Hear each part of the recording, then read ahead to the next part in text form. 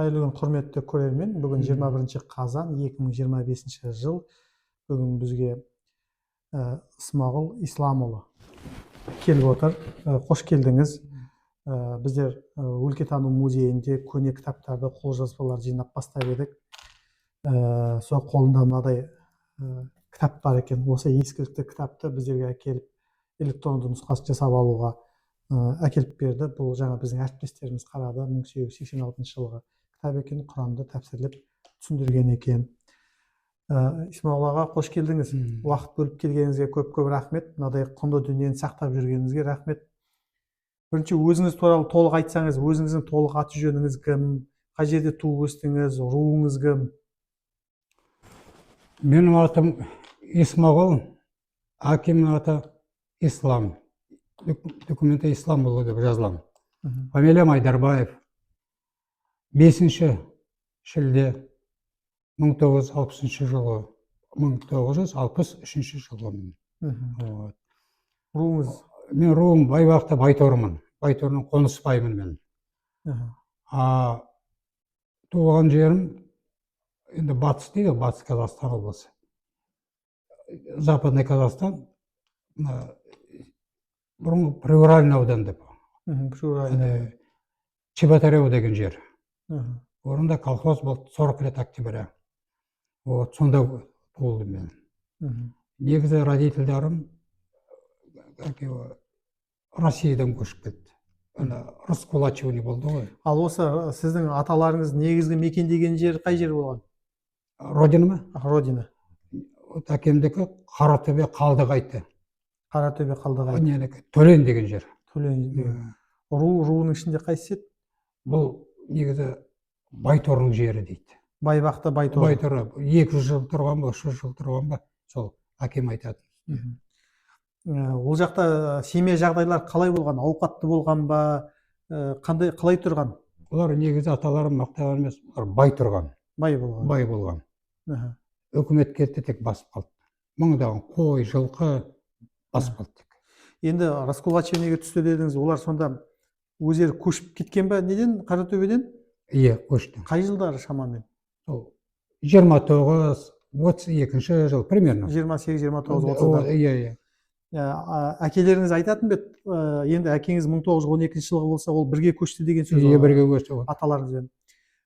Қалай көшіпті? Түнде көшіп пе, күндіз көшіп пе, мал алып кетіп пе, или ағайын тума бірге кеткен ба? Қалай кетіпті? Бұлар көшкенде енді ағайынды ғой. Мына біздің тұқымнан, мен қонысбаймын. Бұлар анда жоқ. Бұлар біздер 5 ағайынды ғой. Байторы, Қонысбай, Жайлау, Көшербай, Садыр, Жадық, екінен мұт қалды мен. Сол біздің кәлен дейді ғой, олар көп болған жоқ. Бір түнде кетті олар. Бір түнде көшіп кетті. Аднесін алды да, алатын не жөн дейсің. Жылқы, юрта, көп мал жоқ қой енді айтқанда. Күндіз болсын, түнде болсын айтыр, кетті айтыр. Ана атын ет, уполномочиялар келеді. Милиция сияқты келеді ғой, мазалайды ғой неді. Сол енді ұсталатынына білген, сосын кеткен Россия. Кеткенде бұл сіздің әкеңіз Ислам кеткен, сосын әкеңіздің әкесі атаңыз болады. Иә, ол да кеткен. Ол кім, аты кім? Қази деген кісі. Қази деген кісі. Одан Қазидің әкесі?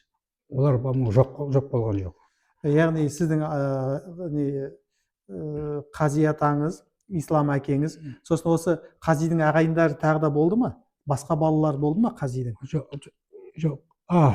В общем, әкем, онда жігіт, жас жігіт, осы 2 сестрасы болған. Олар да бірге кетті. Есімдері кім?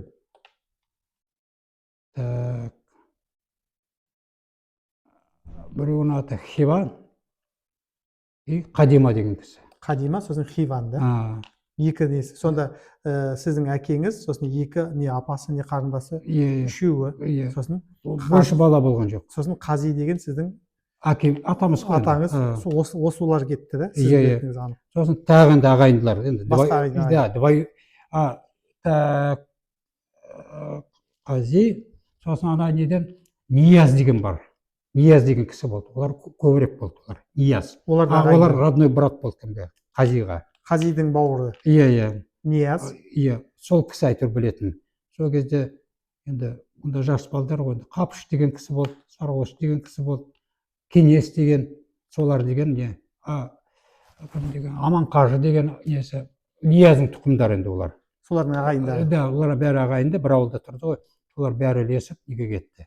Әйтеуір мен білетін әйтеуір не. Аха, көшкен кезінде Қаратөбеден қалай қарай көшкен екен? Вот мен ол жағын айта алмаймын. Қай жерге тұрақтаған? Ресейдің қай жеріне барған? Солар мына Татари Башкирияда. Башқұртстанға барған. Иә. Қай ауылында тұрдық деп айтады? Вот соны айтып еді, мен не помню. Онда елге қашан келе бастады Қазақстанға? Сол елге келгенде примерно 55-56 Сталиннің заманынан. 53-те Сталин қайтыс болғаннан кейін, содан кейін келіп бастаған да? Кеңес деген кісі бәрін жинаған атамыз. Кеңес ол қалай? Қази, Нияз, ол Нияздың баласы. Нияздың. Сол енді ана кісі қайтты. Енді аралығы 20 жыл ғой, қанша нетіп. Сол кісі бәрін жинап, ұйымдастырып, ауыл болып Чеботаревқа көшіп кетті. Бірден Чеботаревқа келіп қоныстады. Жалпы әкеңіз айтатын бет, Ресейге тұрған кезеңде мындай қиыншылық болды, не мындай жағдай болды, не бізге қолдап қамқорлады, немесе басқалай, жалпы тұрмыстары қалай болды? Соғыс кезін сол жерде өткізген болар олар. Соғыс кезін сол жақта. Енді олар енді заводта істеді ғой. Біздің майттар, например, заводта істеді. Сонда ФЗУ дейді, түсінбейміз, ФЗУ деген. Стерлитамақта болды, например. Сонда олар кішкентай балдар, енді көрсетпейді, негізі 10 жасар, 12 жасар, 14 жасар, осындай қыздар. Жаңағы снаряд көтереді ғой, ящик анандай патрон салатындар, например, сондайды ауырмалықты көтереді ғой. Шет жағасын айтты, мен түсіндім артынан уже. Сондай неге оларды салады, жұмысқа салады. Например, завод болсын, сосын ауылдың жұмысына болсын, енді как называть, атын қалдым. Сондай нені олар көрді негізі. Мобилизация деуге де болады енді. Тыловой жұмысқа салады ғой енді. Бірақ енді мынандай қатты зәбірге неткен жоқ. Енді қазақ көшпелі ғой қанша айтқанмен. Бірақ барған жер нетіп принимать етті. Түсіндім. Мына кітап сол кісілермен бірге болуы мүмкін ба? Мүмкін. Сол жаққа барып келген болуы мүмкін ба? Мүмкін. Ықтимал ғой. Ықтимал өздерімен бірге болуы мүмкін. Енді сіздің әкеңіз, атаңыз барлығы көшіп келеді. Атаңыз қай жерде жерленген? Ойлаймын, мен Россияда жерленген болар. Qazi қалып қойған. Иә.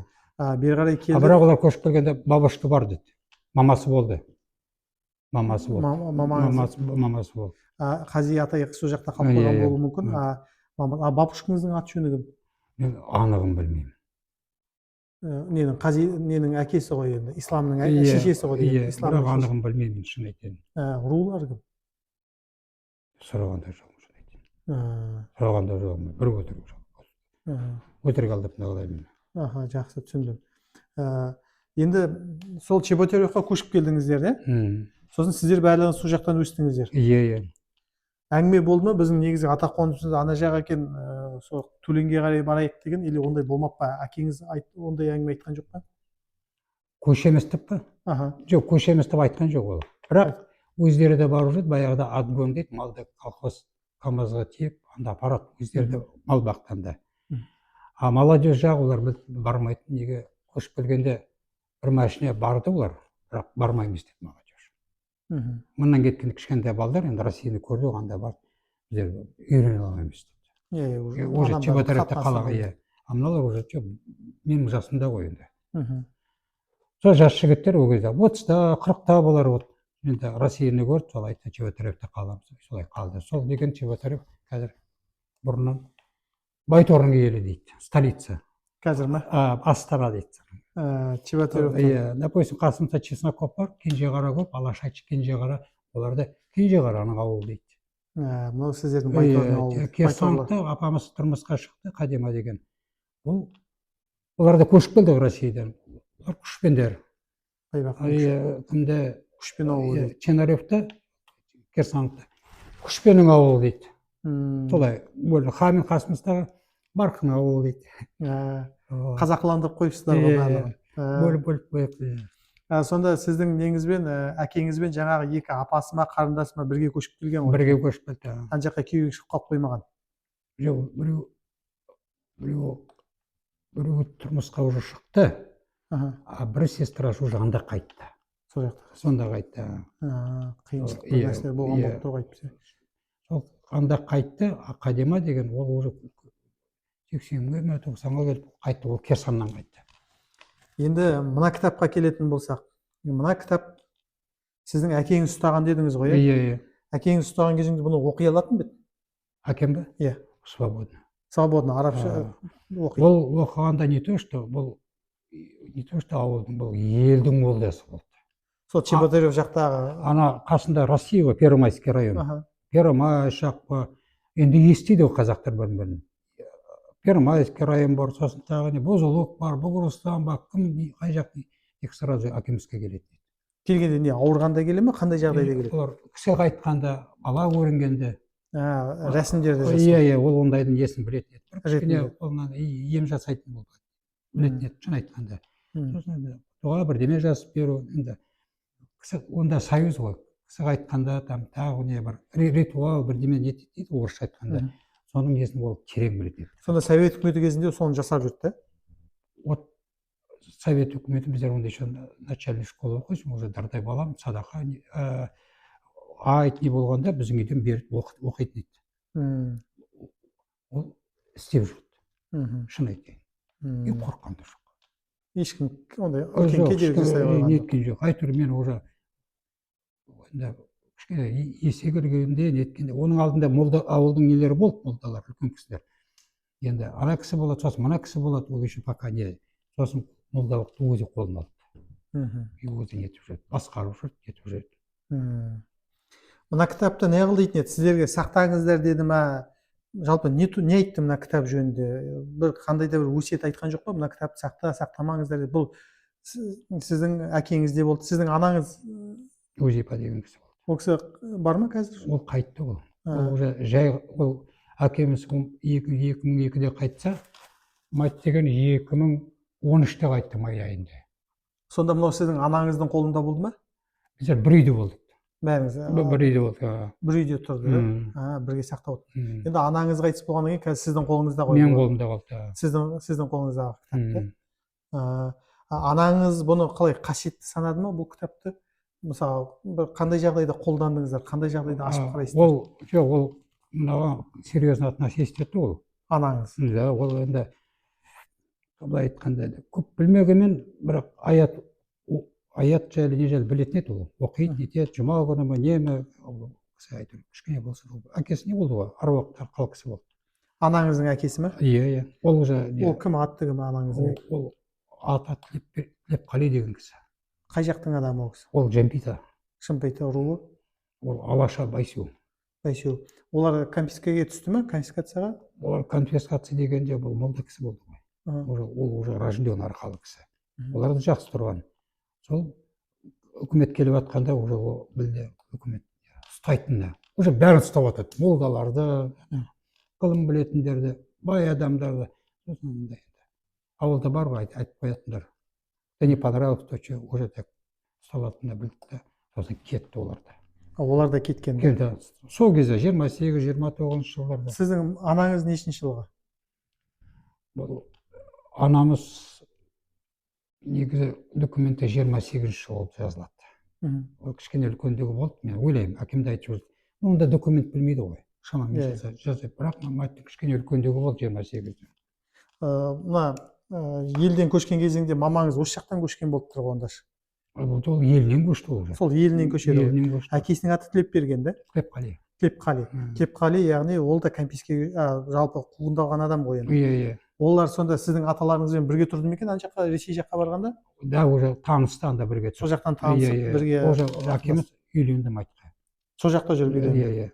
Россияда, Татария, Башкирияда. Сол жақта жүрді. Онда дұрыс, жасы үлкендеу, онда 28 емес қой, едәуір үлкендеу болады. Айтыр бір кішкене әкеміз айтты, маттың несі, онда үйдер елемейміз, разница возраст сколько, ладно, ауыл айтты. Мамам, кішкене не точность бар, үлкендігі бар, неден. Документте. Жарады, да ойдық. Может, 25-й год болар ма? Е, 26 жылғы ма, может 23 болар ма, білмейміз. Бірақ мать бака қайтқанша не жас көрінді баяғы. Шустрый болды. м, Таяқты ұстап алады, кетті. м, Таяқ ұстап бүйтіп я көріп как бұлар әкем де сондай еді. м, Таяқ ұстауды білмейтін еді. Мать те солай озерныйда неткенде. м, 80-нің үстіне молынан шығып сосын қайтты. Енді көп неткен жоқ, қинаған жоқ. м, Сол қанша примерно 2 ай ма сол келіннің баласының қолы, қызының қолында болды. мгм. Сосын қайтты. Баяғы Анаңыздың есімі кім? Узипа деген кісі. Узипа. М, Әкесі Тілепқали. м. Олардың басқа да ағайындары көшті ме екен? Ол айтатын бе еді?